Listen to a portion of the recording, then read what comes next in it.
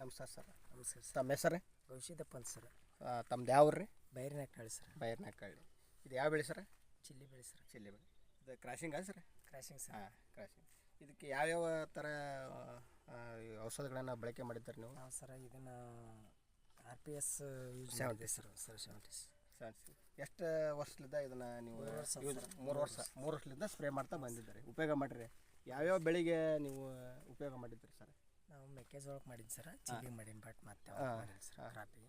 ಹಾಂ, ಮೆಕ್ಕೆಜೋಳ ಯಾವ ಥರ ನಿಮ್ಗೆ ಇಳುವರಿ ಕೊಡ್ತೀರಿ? 2 ಪ್ಯಾಕೆಟ್ಗೆ 97 ಪ್ಯಾಕೆಟ್ ಬಂದು ಸರ್. 97 ಪ್ಯಾಕೆಟ್. ಟೋಟಲಾಗಿ ಎಷ್ಟು ಕ್ವಿಂಟಲ್ ಆಗ್ತದೆ ಅದು 2 ಪ್ಯಾಕೆಟ್ಗೆ? ಅದು ಎಷ್ಟಾಗಿತ್ತು ಸರ್, ನನಗೆ ಅಷ್ಟೊಂದು ಮಾಹಿತಿ ಇಲ್ಲ ಸರ್. ಹ್ಞೂ ಒಟ್ಟು 97 ಪ್ಯಾಕೆಟ್ ಆಗೈತೆ ರೀ. 2 ಪ್ಯಾಕೆಟ್ ಮೆಕ್ಕೆಜೋಳಕ್ಕೆ 97 ಪ್ಯಾಕೆಟ್ ಆಗೈತೆ ರೀ. ಹೌದು ಸರ್. ಒಳ್ಳೆ ಒಂದು ರಿಸಲ್ಟ್ ಕೊಟ್ಟೈತೆ ಅಂತ ನಿಮ್ಮ ಅಭಿಪ್ರಾಯ ರೀ. ಹೌದು ಈ ಮೆಣಸಿ ಗಿಡಕ್ಕೂ ಯೂಸ್ ಮಾಡಿದ್ದೀರಿ? ಮಾಡಿ ಸರ್. ಇದನ್ನು ಎಷ್ಟು ದಿವಸದಿಂದ ಯೂಸ್ ಮಾಡಿರಿ ಸರ್? ಇದಕ್ಕೆ ಕೂಡ ಇದಕ್ಕೆ 2 ಸಲ ಮಾಡಿದ್ದೀನಿ ಸರ್. 2 ಸಲ ಮಾಡಿರಿ. 2 ಸಲ ಮಾಡೋಕ್ಕೆ ನಿಮ್ಗೆ ಒಳ್ಳೆ ರಿಸಲ್ಟ್ ಕೊಟ್ಟೈತೆ ರೀ. ಹೌದು ಸರ್. ಈ ಮೆಣಸಿ ಗಿಡಕ್ಕೆ ಎಷ್ಟಲಿದ ಉಪಯೋಗ ಮಾಡಿರಿ ಅದನ್ನು? ಎಷ್ಟು ದಿವಸಲಿದ್ದ ಉಪಯೋಗ ಮಾಡ್ಕೊಂತ ಬಂದ್ರಿ ಮೆಣಸಿ ಗಿಡಕ್ಕೆ ಕೂಡ? ನಾವು ಮೆಣಸಿನ ಗಿಡಕ್ಕೆ ಸರ್. ಹ್ಞೂ ರೀ.